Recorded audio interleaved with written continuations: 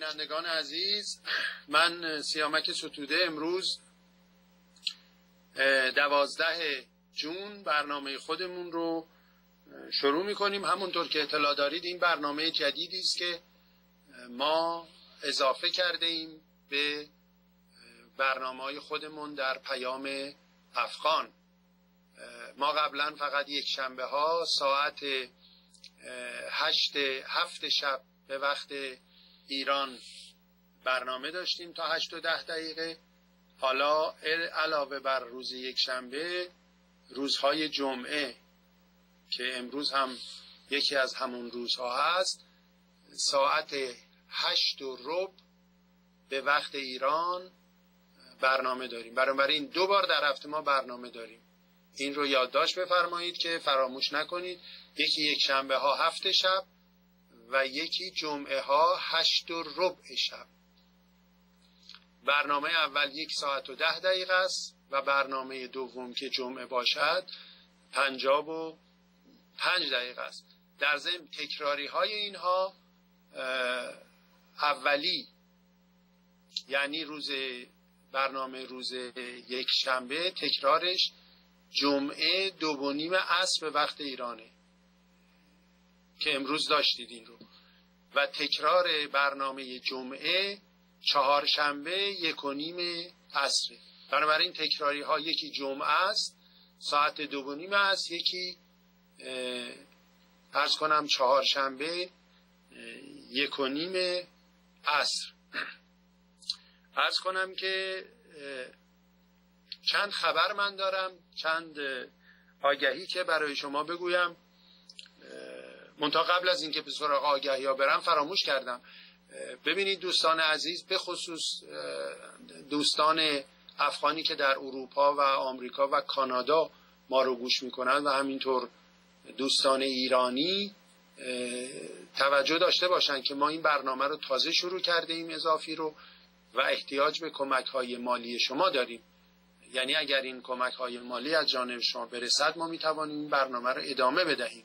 علت اضافه کردن این برنامه مسائل و مشکلات وحشتناکی است که کارگران افغان در ایران دارند. یعنی واقعا این چند برنامه‌ای که ما در مورد مسائل مشکلات اونها اجرا کردیم در حل انسانی رو کباب میکنه و با توجه به تلفن‌های بسیار زیادی که در طول هفته به من زده می شود و در حین برنامه و فقط 1% کمی از کسانی که تلفن می زدند فرصت این رو می کردند که بیایند روی خط و مسائل خودشون رو بگویند، تحت چنین شرایطی ما تصمیم گرفتیم 1 ساعت به این برنامه اضافه کنیم تا فرصت بیشتری برای کارگرانی که واقعا مشکلات عدیده دارند فراهم بشود که بیایند و مسائل و مشکلات خودشون رو در اینجا مطرح کنند تا این مسئله و این مشکلات در سطح جامعه مطرح بشود و احتمالاً یک راه حلی برای اون پیدا بشود. بنابراین ما این قدم دوم رو برداشتیم به امید اینکه با همت و یاری شما بتوانیم اون رو ادامه بدهیم. بذارید من یک خط رو بگیرم. الو بفرمایید. الو سلام. سلام بفرمایید. از کجا زنگ میزنید؟ مرسی. از کجا زنگ؟ ایران آقا. از ایران. بفرمایید. شما کارگر افغان هستید؟ بله بله. بفرمایید خواهش میکنم. بله سلام. حال شما خوبه؟ مرسی. نه به تلویزیون نگاه نکنید. تلویزیون رو صداشو بیارید پایین، از تلفن صحبت کنید، چون فاصله هست بین تصویر و صدای من و شما. الو. بله ببینید دوستان عزیز، وقتی که تلفن میزنید به تلویزیون نگاه نکنید و صدای تلویزیون رو بیارید پایین، برای اینکه تصویر من با صدایی که شما پشت تلفن حرف میزنید با فاصله پخش میشه و شما دچار گمراهی میشید اگر این کار رو نکنید. الو بفرمایید. الو. بله بفرمایید. سلام. از ایران زنگ میزنید؟ سلام. سلام عزیزم. از ایران؟ بله از ایران تماس گرفتم. خب بگو، بفرمایید، ما گوش میکنیم. بله یه دقیقه صبر کنید.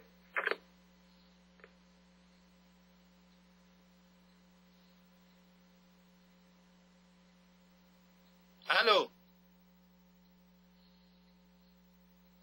الو بفرمایید. الو الو. خب اجازه بدید ما بریم سر صحبت هامون تا دوستان آماده بشن و من فقط نگران بودم، میخواستم مطمئن بشم که تصویر رو دارید چون این برنامه رو تازه شروع کردیم. منتها من به مطالب خودم یک رو 20 دقیقه میپردازم و بعد خطها رو باز میکنم و شما زنگ بزنید.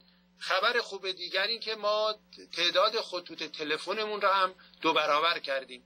یعنی الان شما در حجم بیشتری میتونید تصمیم بگیرید، تماس بگیرید و همونطور گفتم تمام این اقدامات رو ما انجام دادیم برای اینکه فرصت بیشتری برای شما به وجود بیاید که بیایید و مسائل خودتون رو مطرح کنید.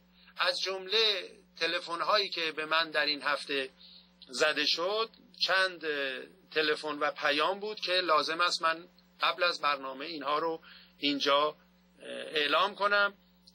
یکی پیامی بود که از طرف یک کارگر افغان، کارگر جوان افغان که دچار بیماری بود، بیماری هموفیلی، که به خاطر این بیماری نمیتوانست کارهای سنگین بکند و حتی کار معمولی بکند و نگران بود و ناراحت بود و درخواست استمداد داشت که اگر کسی میتواند به او اطلاعات برساند و او رو یاری کند که به نحوی بتواند خودش رو به امکانات درمانی در این مورد برساند، از این کار دریغ نکند. خواسته بود که اگر کسانی اطلاعاتی دارند که در خارج از کشور بیمارستان‌ها و مؤسساتی هستند که میتوانند او رو یاری بکنند که بیماریش رو درمان کنند، حالا با انتقال به خارج یا به هر طریق دیگری، این رو با ما تماس بگیرند که ما بتوانیم به او در این مورد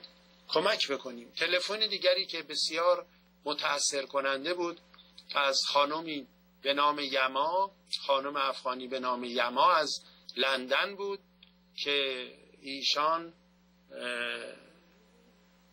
اظهار می داشت که برادرش به اسم امام جان، یک کارگر 25 ساله، سالهاست در ایران گم شده و اینها هیچ خبری از او ندارن و تأثیر ایشون اونقدر زیاد بود که واقعا نتوانست جلوی خودش رو بگیره و به گریه افتاد و به هر حال از من درخواست داشت که این خبر رو در تلویزیون بگویم. اگر کسی او رو میشناسد، کارگر 25 ساله‌ای به نام امام جان، حتما ما را خبر بکند که حداقل از سلامتی او با اطلاع باشند، ولی میگفت که سالهاست که هیچ خبری ندارند و این برادرش گم شده است. این هم نکته دوم. و اما مسئله سوم خبری بود که من هفته پیش اعلام کردم. قبلا به من خانواده های افغان زنگ زده بودند که کودکانشون رو نمیتوانند در مدارس ثبت نام کنند، دولت اجازه نمیدهد حالا به هر دلیلی، و ماندن که با بچه هاشون چه کار کنند. که من اعلام کردم که راه حل این مسئله این است که ما خودمان این مشکل رو حل کنیم. جمهوری اسلامی در این مورد قدمی که بر نمی دارد، هیچ ممکن است روز به روز فشار به افغانها رو بیشتر بکند و اون این است که ما خودمان، خود ایرانیان یا افغانستانی ها که دانشجو هستند و معلم هستند بیایند داوطلبانه در خانه ها به بچه ها درس بدن، یعنی مدارس خانگی ایجاد بکنیم. همون کاری که در دوران طالبان در افغانستان یک عده با فداکاری میکردن و بنابراین اعلام کردم که اگر کسانی در این مورد حاضرن همکاری کنند با ما تماس بگیرند که یک دانشجو از ایران با من تماس گرفته و اعلام آمادگی کرده که اگر خانواده‌ای بچه‌هاش قادر به تحصیل در مدارس نیستن او حاضر است مجانا به اونها درس بدهد. بنابراین در این مورد هم اگر شما احتیاج دارید حتما با من تماس بگیرید که ترتیب این کار رو بدهیم. و اما یک تلفن دیگری که من امروز قبل از برنامه داشتم یا دیروز، یک پسر جوان 15 ساله کارگر افغان بود که به من زنگ زد از ایران و گفت که من 15 سالمه. ازش سوال کردم چند سال کار میکنی؟ گفت 5 سال من دارم کار میکنم. یعنی این بچه از 10 سالگی شروع به کار کرده، طبیعی است که کارهای ساختمانی، و حالا که 15 سالش هست به من زنگ زده بود و از مشکلاتی که در اونجا دارد صحبت میکرد و من از او سوال کردم که با خانوادت زندگی میکنی؟ گفت نه من تنها هستم. حالا شما حساب کنید یک نوجوان 15 ساله تنها در ایران زیر این فشارها. واقعا من ناراحت شدم. از او سوال کردم که مدرسه نرفتی؟ گفت نه. و باز بیشتر متأثر شدم. یعنی واقعا به فکر رفتم که ما در قرن 21 در دورانی که این همه ثروت تولید میکنیم، در دورانی که تکنولوژی باروری کار رو به حدی برده است که دنیا داره زیر ثروت و پول خفه میشه، انسان در یک چنین مدارج بالایی که از یک طرف قرار دارد چه وحشیگری هایی میکنن، چه شرایطی رو فراهم میکنه که یک جوان 10 ساله، بچه 10 ساله رو اینطور مثل بردگان روم استثمار میکنه و اون هم در شرایط سختی که در جامعه ایران وجود داره. حالا اگر تحت شرایط متعارفی این کودکان رو مورد استثمار قرار میدادند، خب این هم به حساب یکی از هزاران مشکلی که جامعه و نظام سرمایه‌داری برای بشریت به وجود آورده حساب میشد. ولی شما حساب بکنید تحت شرایطی که انسان‌های بالغ، قوی، قدرتمند، مقاوم زیر فشارها و مشکلات و تبعیضات و زورگویی‌ها و ظلم‌هایی که به کارگر افغان میشه نمیتوانند مقاومت کنند، میشکنند. یک پسر بچه 10 ساله، 15 ساله چگونه میتونه مقاومت کنه؟ واقعا من ناراحت شدم. و بعد وقتی صحبت تموم شد، البته من به اون گفتم که بعداً بیاد روی خط و زنده صحبت بکنه، ولی وقتی که صحبت تمام شد من فکر کردم که ما باید حتی برای سوادآموزی این کارگران هم یه فکری بکنیم. برای اینکه تا وقتی که شما به خصوص کارگرای جوان بی سواد هستید، نمیتونید بخونید، نمیتونید مطلع باشید از پیرامون خودتون، بیشتر مورد سوء استفاده دیگران قرار میگیرید، بیشتر مورد استثمار دیگران قرار میگیرید.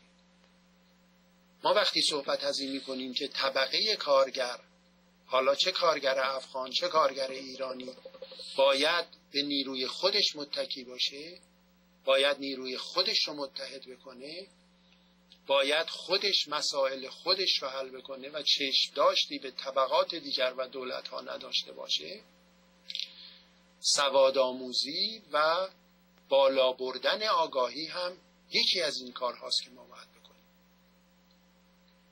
برای اینکه ببینید وقتی که شما، یعنی این رو من به همه کارگرای جوان افغانی میگم، وقتی که شما سواد ندارید، نمیدونید بخونید و بنویسید، در واقع مثل این است که 6000 سال از تاریخ عقبید. یعنی مثل آدمی هستید قبل از اینکه انسان خط رو و نوشتن و خواندن رو کشف بکنه. البته میدونم که تقصیر شما نیست، شما با اشتیاق تمام دوست دارید که مثل بقیه مدرسه برید، درس بخونید، ولی خب فشار کار و شرایطی که برای شما فراهم شده هیچ وقت این فرصت رو به شما نداده. بنابراین این رو از بابت سرزنش و کوچک کردن شما نمیگم، فقط از جهت اطلاع شما میگم، چون بشر 1,000,000 ساله که به وجود آمده، یعنی از تاریخ که بشر به عنوان بشر بر روی کره خاک پدید آمده 1,000,000 سال میگذره. از این 1,000,000 سال فقط این 6,000 سال آخره که سواد و خط و نوشتن و خواندن رو یاد گرفته. یعنی حدود 5-6 هزار سال قبل بود که برای اولین بار بشر خط رو کشف کرد و نوشتن و خواندن رو فرا گرفت، یاد گرفت. اول این خطوط تصویری بود، یعنی وقتی که کسی میخواهد بنویسد ماشین، البته اون موقع که همچین کلمه نبود، ماشین نبود، ولی مثلا اگر میخواست بنویسه درخت، تصویر درخت رو میکشید، یعنی همه حرف خودش رو با تصاویر نقاشی میکرد و این رو به صورت یک خط وسیله ارتباطاتی قرار میداد که از طریق حضوری ممکن نبود. قبل از این دوره تمام خبرها و اطلاعات و داستانها سینه به سینه نقل میشد، یعنی فقط از طریق حفظ کردن انسانها می توانستند اون چه رو که میخواستند در خاطره ها نگه دارند. ولی به تدریج که زندگی انسانی پیچیده تر می شود و نیاز به ارتباطات پیچیده تری هست، این خط تصویری رو کشف می کنن، اختراع می کنن، در واقع کشف نه اختراع می کنن. یعنی می آین این چرا که می خواهند به دیگری بگویند با تصاویر نقاشی می کنند و مثلا اگر می خواهند پیغامی بدهند برای کسی که جای دیگری هست و صدای اونها به هم نمی رسد، این رو به صورت یک نامه یا هر چیزی می دادن. درست؟ بعد از اینکه مدت این خط تصویری پیشرفت می کند، کم کم تکامل پیدا می کند و خط صوتی رو اختراع می کند، چیزی که به انگلیسی فونتیک نامیده میشه. خط صوتی به این ترتیب بوده است که همون حرف و صوتی که از دهان بیرون می آید رو، این رو با اختراع حروف الفبا به صورت نوشتاری در میارن.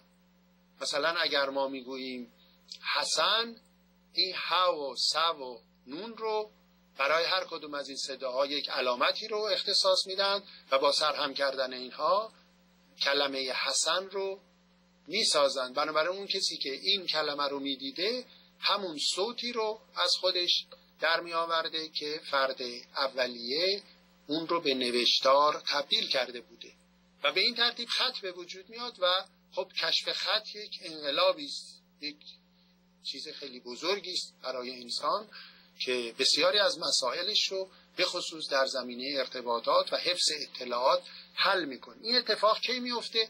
این اتفاق 6,000 سال قبل میفته، یعنی مصادف با زمانی است که انسان شهرنشین میشه. باز هم این رو جهت اطلاع شما بدم که قبل از این 6,000 سال چیزی به نام شهر وجود نداشته و انسانها در قبایل و طوایف زندگی میکردن. همین قبایلی که الان هم هست ما میبینیم، منتها اون زمان جز قبایل هیچ فرم زندگی اجتماعی دیگه‌ای وجود نداشته و قبیله خیلی هم مهم بوده.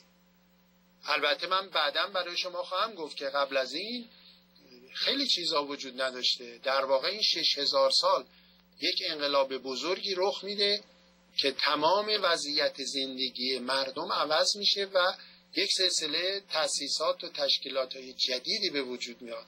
نه تنها خط اختراع میشه بلکه شهرنشینی هم شروع میشه. شهرنشینی چرا و چجوری شروع میشه؟ حالا یکی از دلایلش اینه که در این دوره که برای اولین بار پولدار و بی پول، ثروتمند و نادار و ندار به وجود میاد، طبقات به وجود میاد، این پولدارها برای اینکه بتوانند از ثروت خودشون حفاظت بکنند و از سلامت خودشون میآیند در نقاطی که بعد تبدیل به شهر می شود، اونجا برج و بارو برای خودشون می سازن.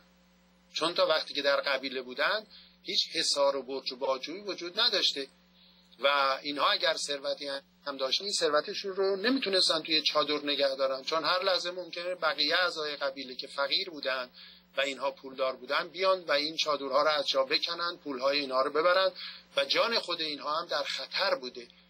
بنابراین زمانی که برای اولین بار در جامعه بشری آدم پولدار و آدم بی پول، بردهدار و برده، ارباب و عرض کنم خدمتکار، این نوع طبقات و اختلافات و گروه بندی هایی به وجود میاد، چون قبلش همچین چیزی وجود نداشته. قبلش در تمام 1,000,000 سال تمام انسان ها و آدم ها در قبیله با هم مساوی بودن.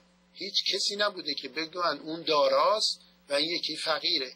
هر چی که داشتن با هم میخوردن، با هم کار میکردن، با هم شادی میکردن، با هم عزا میگرفتن و انسان و بشریت یه زندگی اشتراکی و جمعی مشترک و عمومی داشته، تا اینکه در 6,000 سال پیش به دلایلی که من بعداً برای شما میگویم برای اولین بار طبقات دارا و پولدار و طبقات ندار و فقیر به وجود می آید و از این لحظه است که طبقات دارا دنبال یک جایی می گردند که بتوانند هم خودشون رو در برابر خطر نادارها محفوظ بکنند، هم پولهاشون رو و ثروتهاشون رو. بنابراین نقاطی شکل می گیره که نام اینها رو شهر می گذارند و البته مصادف با همین زمان هم پول به وجود میاد، چون قبل از این پول هم وجود نداشته، اصلا ثروتی وجود نداشته، چیز اضافی وجود نداشته که بخوان به شکل پول یا شکل دیگه ای نگه دارن. هر چی که تولید میکردن میخوردن، مثل کارگرای الان افغان، مثل کشاورزای فقیر که آخر سال جز بدهی چیز دیگه ای ندارن، اصلا ثروت اضافی ندارن که تو فکر این باشن که این رو تو بانک نگه دارن، به صورت پول نگه دارن یا اسکناس. ولی از زمانی که ثروت به وجود میاد و تولید اضافی و یه عده پولدار، همون زمان شهرها هم به وجود میاد. شهرها مرکز داد و ستد میشه، مرکز مبادله میشه. اینها با هم برای حفظ پول و ثروت خودشون پلیس و ارتش و نیروهای مسلح ایجاد میکنن و کم کم شهرها میشه جایی که به اصطلاح پولدارها، اشرافیت قبیله‌ای، بعداً پادشاه‌ها، فرمانده‌های نظامی، ارتش‌ها، معابد، مساجد، همه اینجور چیزایی که به طبقات بالا تعلق داشته تو این شهرها متمرکز میشه و دورش هم یک برج و باروی میکشند و با سرباز و محافظ از زندگی و ثروت و جان خودشون حمایت میکنن. البته تو شهرها یک عده زیادی کارگر و خدمتکار و کارکن زحمتکش هم بوده که کارهای اینها رو انجام میداده. به این ترتیب شهرها به وجود میاد. این کلمه تمدنی که ما میگیم، مثلا میگیم که فلانی آدم متمدنیه یا این کشور و اون کشور متمدن هستن، از همین شهرنشینی میاد، چون تمدن یعنی شهرنشینی، مدن یعنی شهر. بنابراین 6,000 سال پیش نظام تمدن به وجود میاد. قبل از اون رو به انسانها میگفتن انسانهایی که تمدن ندارن، یعنی شهرنشین نیستن، بیابانگردن، صحرانشینن. یکی از اتفاقاتی که در جریان این پیدایش تمدن و شهرنشینی و طبقات دارا و نادار به وجود میاد، همین اختراع خط و نوشتنه. حداقل یکی از دلایلش این است که اینها برای اینکه حساب پول و کتاب خودشون رو داشته باشن احتیاج به عدد و نوشته و اینجور چیزا دارن و خیلی دلایل مختلفی باعث میشه که انسان نیازمند خط نوشتن و خواندن بشود که این رو عرض کنم که اختراع میکنند. همونطور گفتم اول خطوط تصویری و بعد خطوط صوتی و فونتیک و خطایی که ما امروز شاهدش هستیم. و اون وقت یکی از اهمیت‌های دیگر این کشف خط این است که انسان‌ها دیگه تجربیات خودشون و داستان‌های خودشون و خاطرات خودشون و اطلاعات خودشون رو برای اینکه حفظ بکنن لازم نبوده که شفاهی به بچه‌های خودشون بگن، اونها هم تو سینه‌های خودشون نگه دارن به بچه‌های خودشون بگن. اینها رو می‌نوشتن، کتاب به وجود میاد و کتاب نقش بسیار مهمی در انتقال تجربیات انسانی داره. برای اینکه شما امروز اگر ما می‌بینیم هواپیما داریم، ماشین داریم، موشک داریم، خانه داریم، ساختمون داریم، این همه وسایل داریم، اینها یک شبه که به وجود نیامده. اینها کم کم کم کم با افزایش تجربه بشری انسان توانسته است از غارنشینی برسد به کاخنشینی و تو هر رشته‌ای این تجربیات و آگاهی‌های خودش رو به نسل بعدی منتقل بکنه و این نسل بعدی باز یک مقدار روی اون بذاره به نسل بعدی منتقل کنه، همینطور نسل در نسل به ما برسه.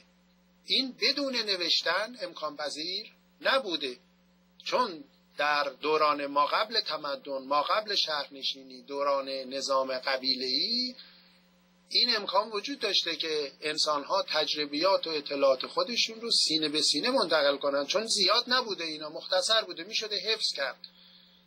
ولی هرچه حجم اینها بیشتر میشده این امکان دیگه امکان پذیر نبوده، به حافظه انسان نمیتونسته تمام اینها بنشینه.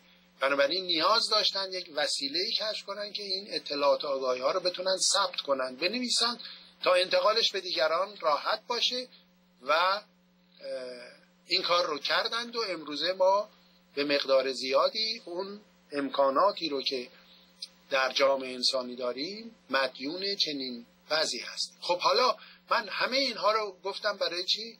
برای اینکه بگم یک انسان، یک کارگر افغان، یک کارگر ایرانی، هر کسی وقتی سواد نداره در واقع 6000 سال از تاریخ عقبه. مثلا اگه تو این 6000 سال ما ابتدا سوار الاغ و اسب و یابو می شدیم و بعد کالسکه اختراع شده و بعد دوچرخه و بعد موتور و بعد ماشین و هواپیما، آدمی که سواد نداره مثل کسی است که امروزه با همون الاغ اسب بیاد توی شهر سوار شو بره کاراش انجام بده. خب نمیشه، از پس انجام کاراش بر نمیاد، عقب میمونه. بنابراین داشتن سواد و خوندن نوشتن اینقدر برای هر کسی اهمیت داره. وقتی که این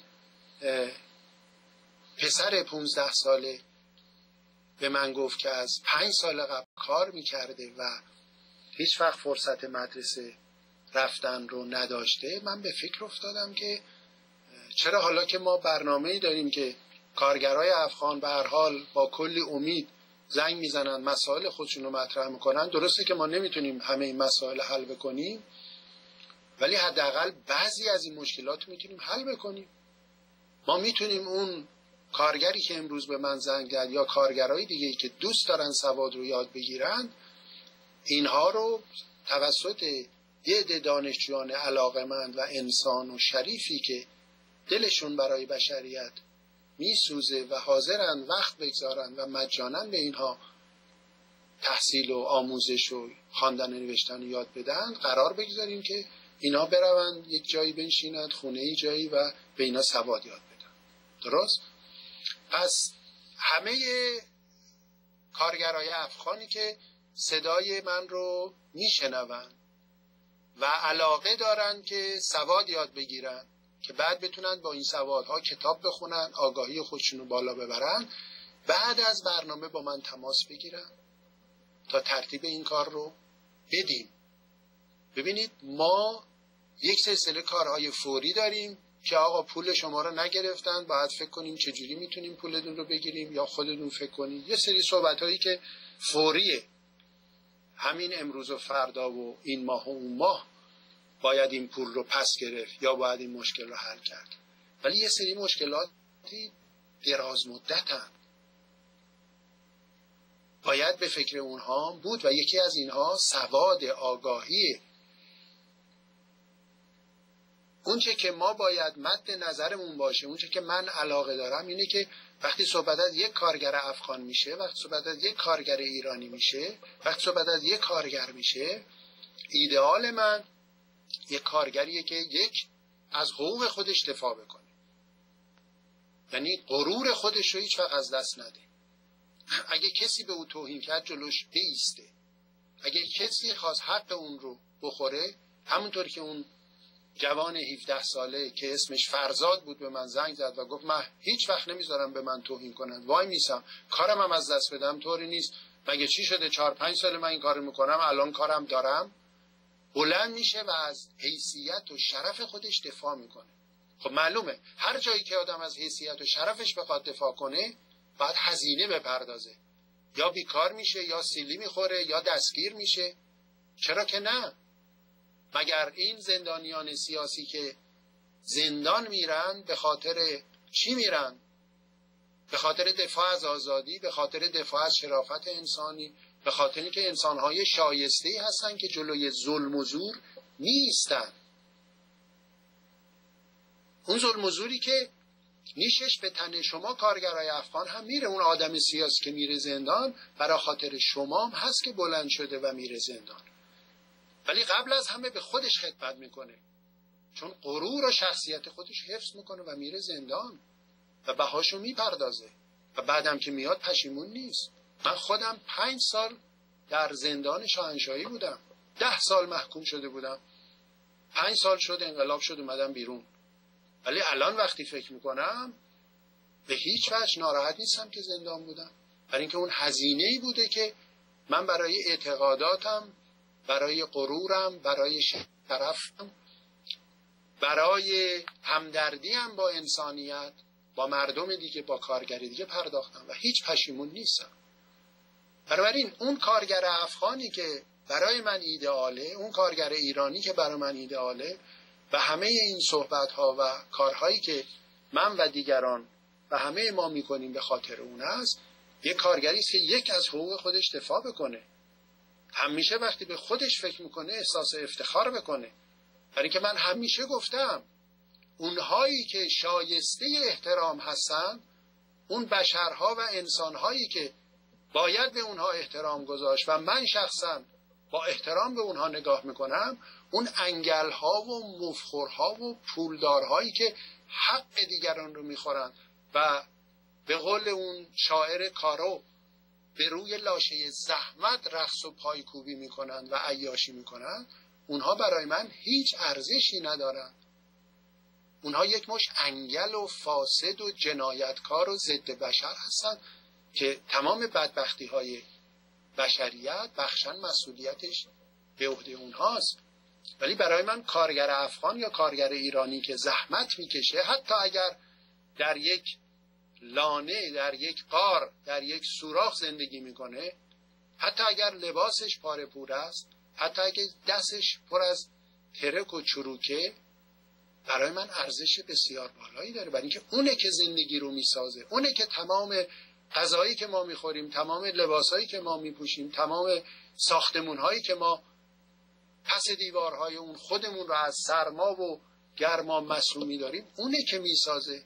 حالا اگر خودش محروم از اینها، مقصر ما هستیم، مقصر جامعه بشریه که بر اساس بردگی و بندگی شکل گرفته، که میلیون‌ها انسان رو استثمار میکنه، به کار میکشه و اونها رو وادار میکنه صبح تا شب رنج بکشن، مشقت بکشن و دنیا رو بسازن و اون وقت به خود اونها هیچ از این محصولات نمیده، یا اونقدی میده که فقط زنده باشن، فردا بتونن دوباره در مسلخ بهره جویی اونها حاضر بشن. بنابراین خودتون رو دست کم نگیرید.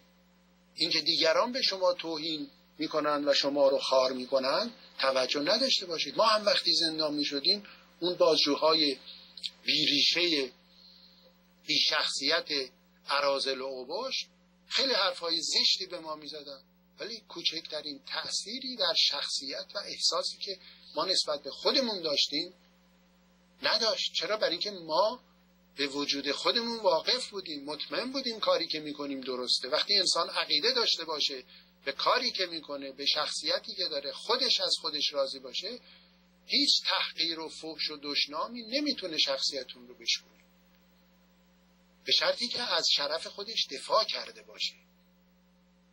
یعنی وقتی دفاع کرده باشه، بهاشو پرداخته باشه، اون وقت به خودش اعتقاد پیدا میکنه و مثل سنگ و پولادی میشه که هیچی درش اثر نمیذاره. بنابراین دو، باید اون کارگر ایدئالی که مد نظر ماست کسی باشد که از شخصیت، شرف و غرور خودش دفاع بکنه. همیشه وقتی به خودش فکر میکنه ممکنه فکر کنه خیلی کارا رو از دست داده، خیلی پولا رو از دست داده، خیلی زجر کشیده، کتک خورده، زندان رفته، ولی اطمینان داشته باشه که همه این مخارج رو داده برای اینکه یک انسان با شرف و با غرور باشه. دوم این که به هم طبقه خودش کمک بکنه. یعنی اگه قبول داشته باشه انسان‌های شریف اونهایی هستن که با دستان خودشون دنیا رو میسازن، پس برای اونها احترام قائله. اگر قبول داشته باشه که هیچ کسی حق نداره به او توهین بکنه و او رو خوار بکنه، پس خودش هم هیچ وقت به هم طبقه خودش، به کارگر افغان، کارگر ایرانی توهین نمیکنه. این در مورد کارگر ایرانی هم صادقه. همه اون چایی که من میگم مسئله کارگر افغان نیست، کارگره. اگر شما به هم طبقه خودت توهین کردی، اگر اون رو خوار کردی، یعنی احترام اون رو زیر پا گذاشتی، برای اینکه خودت به خودت عقیده نداری. ولی اگه بها پرداختی که کسی تو رو خوار کرد، جلوش ایستادی، اون وقت خودت هم هیچ وقت این کار رو نمی‌کنی. بنابراین با هم طبقه خودش متحد باشه، به اون کمک بکنه، حتی اگر اشتباهی میکنه نسبت به اون کینه نورزه، چون اون تنها چیزیه که اون داره برای حل مشکلات خودش.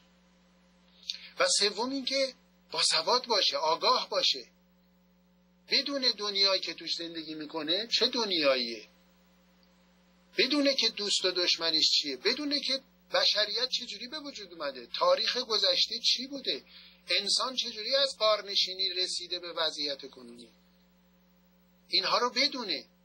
اگر انسان تاریخ رو ندونه، اگه جامعه رو نشناسه، اگه خودش رو نشناسه، اگه خیلی چیزا رو نشناسه، مثل آدم کوریه که توی بیابون قدم برمیداره و دائم سرش میخوره به این ور و اون ور و اینجوری راهش رو پیدا میکنه، یه بارم میفته تو چاله از بین میره. بنابراین لازمه آگاه بودن سواده. شما باید سواد داشته باشید که اوقات بیکاری، حالا حداقل اون موقع که کارتون از دست میدید، از وقتتون استفاده بکنید و آدمای آگاهی باشید. وقتی شما آدم آگاهی باشید، دیگران نمیتونن به شما احترام نذارن، نمیتونن شما رو خوار کنن، نمیتونن توهین بکنن. بنابراین با من تماس بگیرید، تصمیم بگیرید که یک چنین کارگری باشید، از فردا از حق خودتون دفاع بکنید، برای هم طبقه خودتون احترام قائل بشید، به هم کمک کنید، مسائلتون رو حل کنید و این برنامه رو ازش استفاده کنید برای همین کمک ها و همین حل و فصل. بریم سر خطوط تلفن. بفرمایید عزیزم، شما روی خط هستید. الو، خسته نباشید آقای دکتر. بفرمایید. خسته نباشید. از کجا زنگ میزنید؟ از ایران؟ الو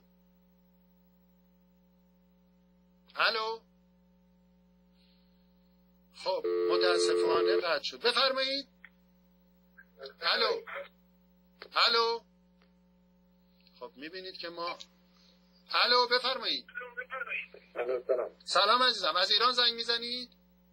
بله. خب بگو ببینم نظرت چیه راجع به این صحبتایی که من کردم؟ اولا عرض خسته نباشید خدمت شما. متشکرم هستم. بله، یک کمی بلندتر صحبت کنید، صدای تلویزیون هم بیارید پایین. بله، سلام علیکم. سلام علیکم، بفرمایید عزیزم. اولا عرض خسته نباشید خدمت شما. متشکرم. بله. میبینید صدای من دیرتر به گوش شما میرسه از تلویزیون. حالا منظور تا گرفتم. آره، حالا بگو.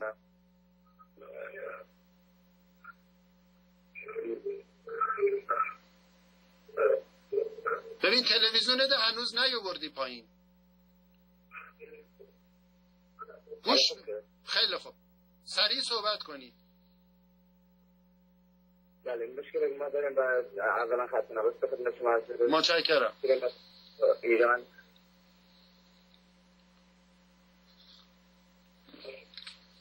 الو، صدای شما رو من نمیشنوم. بله میشه حالا سلام وارد.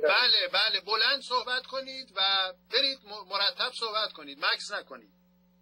بله خب ما اولا مشکل ما تو ایران داریم. ما مشکل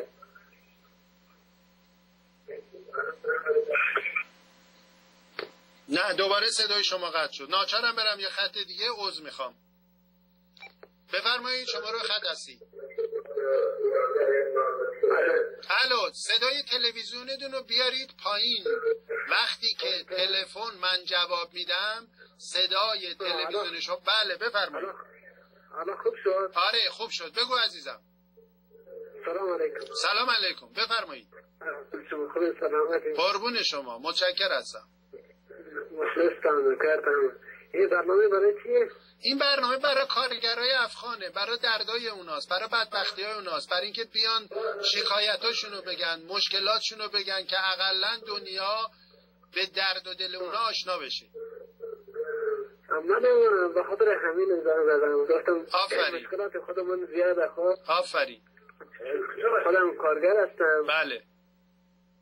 خودمون کارگر هستم. حساب کارگری دارم میزنم. هر چیز تلافی علافی میکشم. چیزی هم نتونست به دست بیارم. وقتم میبینم که دنیا کسایی که میبینم اونقدر برام ارزش نمیده. بله. نمیدونم که حالا چیکار بکنم. اما از کارگری و از روزگار زندگی خودمون به صورت راضی هم نیستم. خب ببین عزیزم، صحبتایی هم که من میکنم همینه. درست؟ یعنی صحبتایی که من میکنم صحبت کارگره. حالا افغان غیر افغان، دنیایی که کارگر توش زندگی میکنه که این همه زحمت میکشه، این همه مشقت میکشه، مثل برده شیرش رو میکشن میفرستندش خونه، هیچی نداره، تا آخر اون باید زحمت بکشه. و صحبت این که بالاخره این طبقه کارگر، این کارگرای جهان که 99% جمعیت رو تشکیل میدن، چه خاکی باید به سرشون بکنن؟ چی کار باید بکنن که از این مشقت و زندگی سخت راحت بشن؟ من هر موقع کارگر افغان بهم زنگ میزنه صحبت میکنه، یاد اون شعری میفتم که میگه زندگی کردن من مردن تدریجی بود، هرچه جان کند تنم عمر حسابش کردم. درست؟ چون شما زندگی که نمی کنید. این زندگی یه نوع جون کندنه. یعنی یک شرایطی، یک عده انگل، یک مش سرمایه‌دار، یک مش کارفرما به وجود آوردن، شما رو مثل برده ها شیردون رو میمکن برای اینه که جیب خودشون رو پر کنن. خب این بساط رو باید به هم زد. این بساط با هیچ عقلی جور در نمیاد.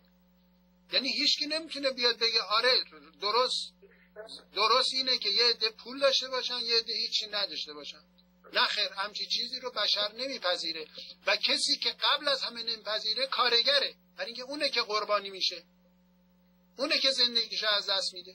بنابراین باید صحبت کنیم که این کارگر جماعت چه خاکی باید به سر خودش کنه، چی کار باید بکنه از این فلاکت در بیاد.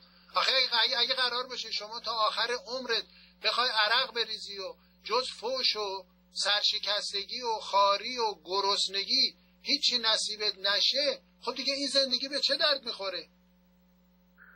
واقعا اصلا بدر بخوری نیستم. میگم اما نه حالا میدونی حدود 15 سال میشه که من داره کارگری میکنم.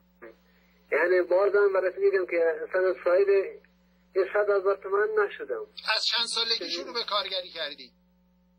15 ساله که داره کارگری میکنم. 15 سالگی وقتیه که تو باید بازی کنی، بری مدرسه، سواد یاد بگیری، دنیا رو بشناسی. از همون موقع بردندت به بردگی.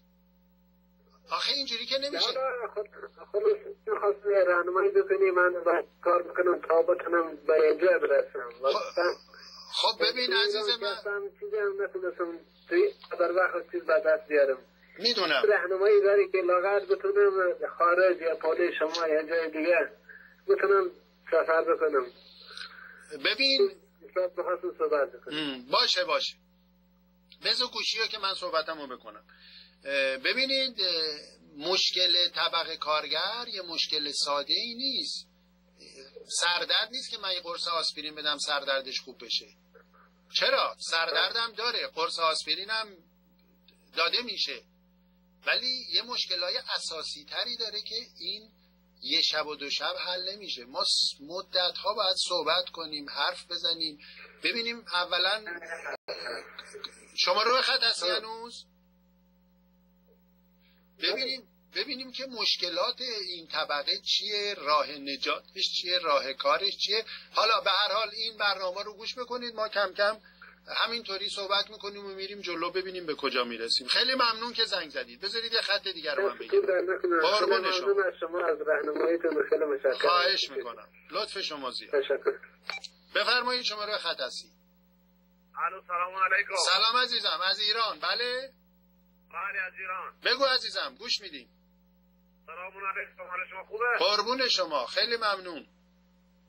از بابت کارگری افغانی صورت کرده و ایرانی و بلوچینا. بله همین کارگرها اینجا خیلی سر ما ظلم میکنه، بدبختی میکشیم، رنج میکشیم. ما میدونم همه اینا رو. کار میکنه، موز ما رو نمیره درستابی، اخلاق بد ما اذیت زندگی میکنه. خب ببینید کسایی که به شما اذیت میکنن دو دسته هستن. یه دسته کارفرماها هستن که باید جلوشون بلند شید. بله. کار نکنید، نذارید که طلبتون از اینا زیاد بشه. وقتی طلبتون زیاد بشه، نه شما میتونید از طلبتون دل بکنید، نه اونا دستشون میره تو جیبشون که طلب شما رو بدن. درست؟ و اون وقت شما گرفتاری و وابستگیتون بیشتر میشه، اونا هم کمتر پول شما رو میدن. ولی اگه همون هفته اول که پولو نداد کارو گذاشتی زمین، این راحت تره. برای اینکه تو میگی پیش خودت، میگی خب من یه هفته کار کردم از دست دادم، گور پدری یه هفته. بله. اونم یه هفته رو زودتر دستش میره تو جیبش به تو بگه وایسو سر کار. دوباره 20 سال ما با هم آشنا هستی، 20 سال با هم همینجا زندگی کردی، بچه همینجا هستی. خب دی فرق نداره. سواد نداری چی؟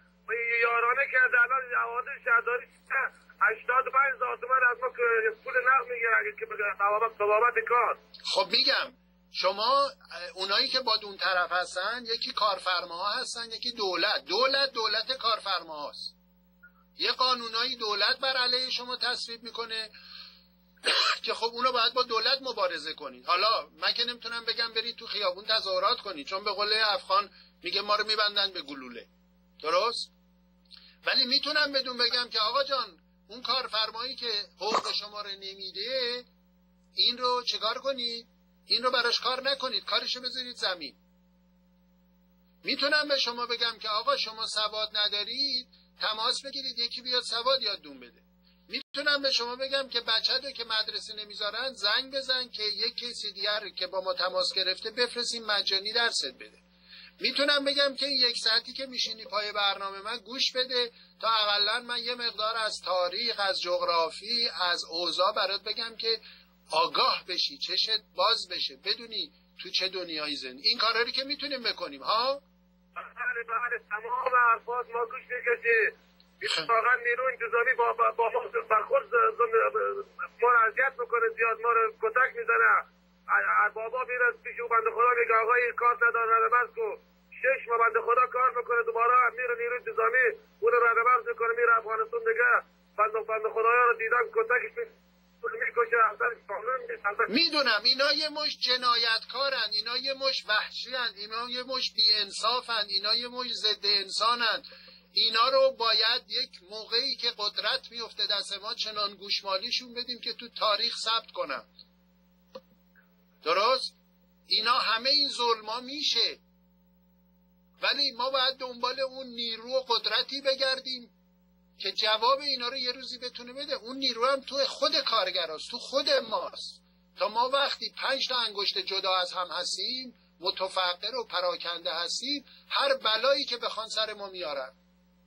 مگه اینکه ما به هزارها اینجا بی سواد نداره، درست داری بیمارستان میره ما هیچ ارزشی نداری. خب همین وقتی سواد نداری، ما هیچ ارزشی نداری. در نونوایی میری میگه افغانی ملا هیچ ارزشی نداری. ما آخر 25 سال همینجا به دنیا آمدی، آخر ما چیکار کنیم؟ میدونم شهروند همین ایران هستیم، ما به ایران به دنیا آمدی. میدونم. ببین صحبت‌های منو، این صحبت‌ها رو خوب حتما توجه کردی و امیدوارم این صحبت‌ها رو هر جا که تو جمعای کارگری میشینید، شبا که دور هم میشینید، تلویزیون تماشا میکنید، صحبت میکنید، اینا رو برای کارگرایی که نشنیدن این صحبت‌ها و برنامه رو براشون بگید تا یک خب نه، یعنی این که منظورم که بگید چه صحبت‌هایی، این که تا یه مردمی خودشون بلند نشن از شرف و حقوق خودشون دفاع بکنن، هیچ کی بهشون احترام نمیذاره. موتور ما نمیتونه موتور بکنی، ماشین نمیتونه سوار شی، موتور دست کنم کارتی عوارض شهرداری 85,000 پول میگیره، دوباره باز کارتی کارگری اومده 145,000 تومان از ما میگیره. ما همین یزدی اگر نکنیم ما را اذیت میکنه. بچه ها مدرسه را به هیچ وقت نمیگیره کارتی کارگری مکسود نباشه، ما را خیلی اذیت میکنه. تا جایی که ما الان صحبت شما را گوش میکنم اصلا من شاق در میرم که اصلا چی میگه شما. بله میدونم. مرسی که زنگ زدی. ما یک شنبه برنامه داریم، ما هفته‌ای 2 بار برنامه داریم، یکی امروزه که الان 1 دقیقه دیگه تموم میشه برنامه‌مون، یکی هم روزای یه شنبه ساعت 8 شب به وقت ایرانه. خیلی ممنونم که اومدی روی خط. قربان شما، سلامت باشی، خدا حافظ. زنده باش، قربان شما. الو بفرمایید سریع. الو بگو جانم. الو شما بگو. الو بفرمایید، 1/2 دقیقه وقت داریم، سریع. باشه بفرمایید. الو. بله سریع صحبت کنید، وقت داره تموم میشه. الو. بله بگو جانم، بگو. الو. بله حرف بزن عزیز من، صحبت کن. خب مثل که ایشون صدای منو نمیشنوه. الو جانم سریع صحبت کنید، وقت تموم شده. سلام عزیزم، سریع صحبت کنید. سلام بگو. نه من رفتم خط دیگه، این با این سرعت که شما میریم ما وقت نداریم. سریع صحبت کن عزیز من. سلام، خسته نباشی، من افغانی هستم. آره عزیزم بگو. من از ایران زنگ میزنم. بله.